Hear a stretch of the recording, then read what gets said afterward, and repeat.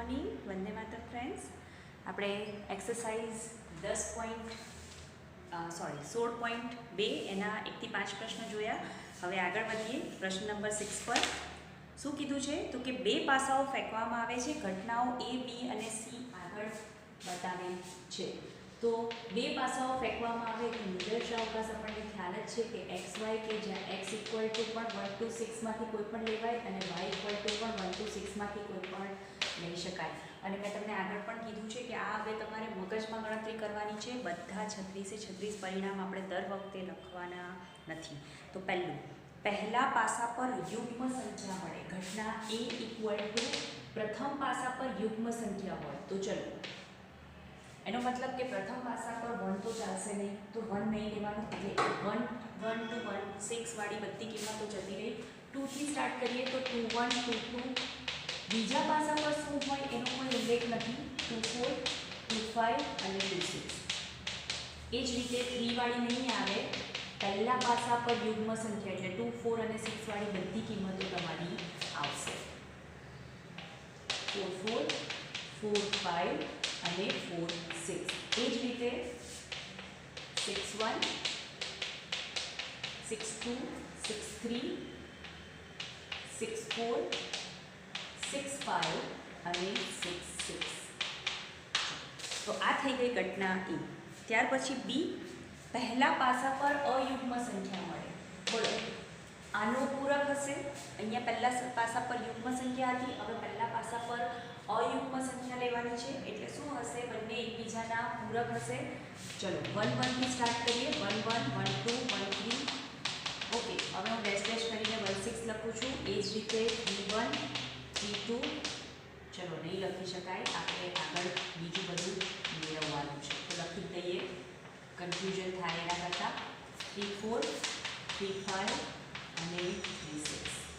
તે જ રીતે 5 1 5 2 5 3 5 4 5 5 એન્ડ 5 6.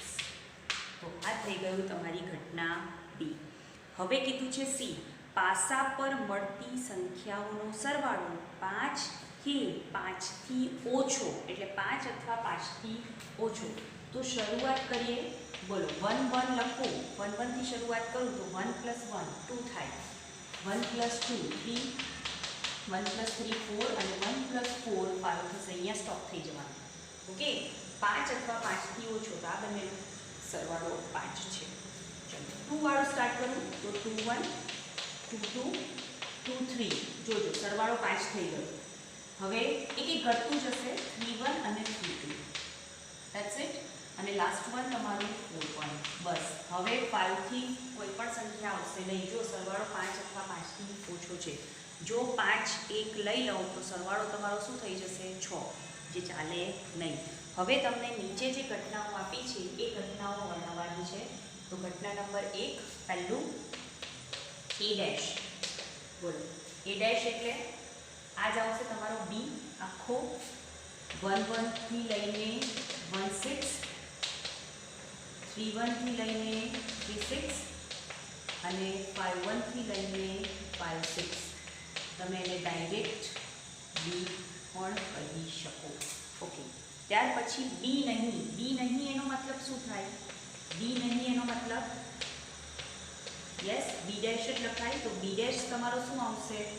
તો કે અહીંયા અયુગ્મ સંખ્યાઓ છે. પ્રથમ નંબર પર તો યુગ્મ સંખ્યા એટલે તમારો A આવશે. 2 1 થી લઈને 2 6, 4 1 થી લઈને 4 6 અને 6 1 થી લઈને 6 6.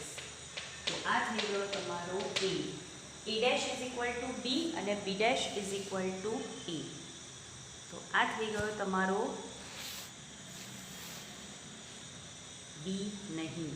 ઓકે, ચલો હવે આગળ વધીએ C પર. થર્ડ નંબરમાં A અથવા B. A અથવા B એટલે શું કહેવાય? તો કે A યોગ B. તો A યોગ B એટલે તમારું બંનેને જો કમ્બાઈન કરો તો 1 1 થી 1 6, 2 1 થી 2 6, 3 1 થી 3 6, 4 1 થી 4 6, 5 1 થી 5 6 અને 6 1 થી 6 6. એટલે ઇન શોર્ટ આખો S તમારો આવી જાય છે.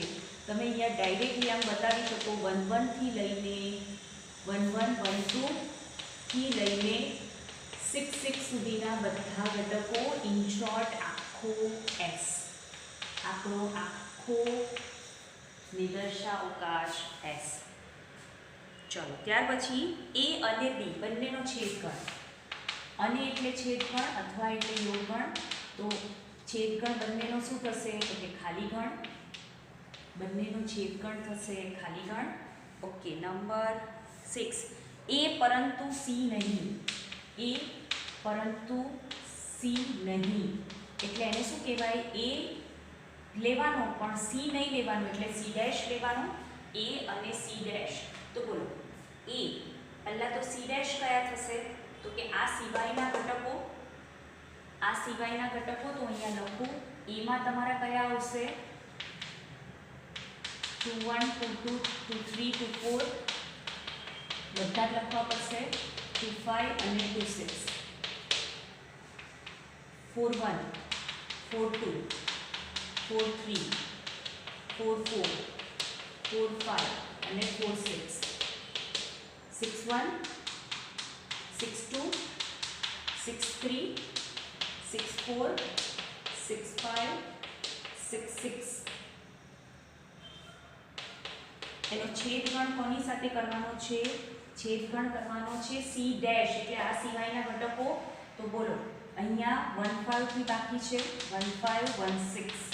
અહીંયા 2 4 2 5 2 6. 3 1 3 2 છે. 3 3 3 3 6. 4 1 છે. 4 2 3 4 6. 5 1 3 5 6 અને 6 1 થી લઈને 6 6. ઓકે. જો આ નહીં ખ્યાલ આવતો હોય ને છેદગણ તો તમારે લખવું પડે, નહીં તો તમે ડાયરેક્ટ લખો તો કોઈ વાંધો નથી. હવે છેદગણમાં અહીંયા માત્ર યુગ્મ ઘટકો છે. બંનેને ખાલી વિચારો ને તો પણ ચાલે કે આમાં માત્ર યુગ્મ ઘટકો છે અને અહીંયા સરવાળો 5 અથવા 5 થી ઓછો હતો. તો બંને ભેગા કરો કે A એટલે તમારા યુગ્મ ઘટકો, પ્રથમ સ્થાન પર યુગ્મ ઘટકો, અને C ડેશ એટલે 5 થી વધુ હોય સરવાળો એવા. તો પહેલા સ્થાન પર યુગ્મ અને સરવાળો 5 થી વધુ. જુઓ યુગ્મ પહેલા સ્થાન પર એટલે 2 થી સ્ટાર્ટ થાય. તો સરવાળો જુઓ 6 7 અને 8. 2 4 2 5 અને 2 6. 3 વાળા તો આવશે જ નહીં કારણ કે યુગ્મ છે જ નહીં પ્રથમ સ્થાન પર. પાછા અહીંયા 4 2 થી લઈને 4 6 સુધીના બધા આવે. કેમ તો કે સરવાળો જુઓ 6 થી સ્ટાર્ટ થાય છે. 4 2 થી લઈને 4 2 4 3 4 4 4 5 અને 4 6. ઓકે. ત્યાર પછી યુગ્મ હોય સ્થાન પર એટલે 6 વાળા ઘટકો. તો 6 1 થી લઈને 6 6 સુધીના બધા ઘટકો આવશે. 6 1 6 2 6 3 એટલે સરવાળો તો ઓબ્વિયસલી 6 થી શરૂઆત થાય છે એટલે 6 કરતાં મોટો જ હશે. તો આ થઈ ગયું તમારું પાંચમું પરિણામ. A પરંતુ C નહીં. ઓકે. છઠ્ઠામાં છે B અથવા C. B અથવા C. ચલો બંનેને ભેગા કરીએ. અહીંયા B અને C ભેગા જ છે તો આ બધા તો આવશે જ. સાથે 2 1 2 2 2 3 અને 4 1 આટલા ઉમેરવાના. B આખો તો એડ કરવાનો જ છે. 1 1 થી લઈને 1 6, પછી 2 1 થી 2 3, 2 1 2 2 2 3, પાછા 3 1 થી લઈને 3 6 સુધીના બધા. 4 1 ને એડ કરો. That's it. અને પછી 5 1 થી લઈને 5 6 સુધીના બધા. 5 1 થી લઈને 5 6 સુધીના બધા. તો આ થઈ ગયું તમારું B યોગ C. ઓકે. હવે B છેદ C તો હું આ કટ કરી નાખું છું. B છેદ C અને A છેદ B A ડેશ છેદ B ડેશ છેદ C ડેશ ત્રણેયનો છેદગણ. તો અહીંયા આ બંનેનો છેદગણ ખાલી ગણ છે. ચલો કંઈ વાંધો નહીં, એની વાત પછી કરીએ. નંબર 7 B અને C. B અને C એટલે B છેદ C બંનેનો છેદગણ. તો જે કોમન ઘટકો છે જુઓ 1 1 1 2 1 3 1 4 પછી 2 વાળા ઘટકો આમાં નહીં આવે, 3 1 અને 3 2, ધેટ્સ ઇટ. તો છેદકણ આવશે તમારો 1 1 1 2 1 3 1 4 3 1 3 2. તો આ થઈ ગયા બંનેના સામાન્ય ઘટકો, જે બંને ગણમાં છે એવા ઘટકો. ઓકે, છેલ્લું 8મું a ડેશ છેદ b ડેશ છેદ c ડેશ. તો હવે અહીંયા a ડેશ અને b ડેશ એ બંનેનો છેદગણ ખાલી ગણ છે. આ બંનેને જો આમ લખું તો આ બંને જ ખાલી ગણ છે. તો ખાલી ગણનો કોઈ પણ ગણ સાથેનો છેદગણ એટલે ખાલી ગણ જ થાય. કેમ? તો કે બંને એકબીજાના પૂરક છે. અહીંયા લખવું હોય તો લખી શકાય કે a dash is equal two b અને b dash equal to a, બંને એકબીજાના પૂરક ગણો છે. એટલે એકમાં હશે એક ઘટકો બીજા ગણમાં નહીં હોય, તો બંનેના પૂરક ગણનો ગણ અથવા બંને ગણોનો છેદગણ પણ ખાલી ગણ થાય, બંનેના પૂરક ગણોનો છેદગણ પણ ખાલી ગણ થાય. તો આ હતો તમારો ઉદાહરણ સ્વાધ્યાયનો દાખલા નંબર 6.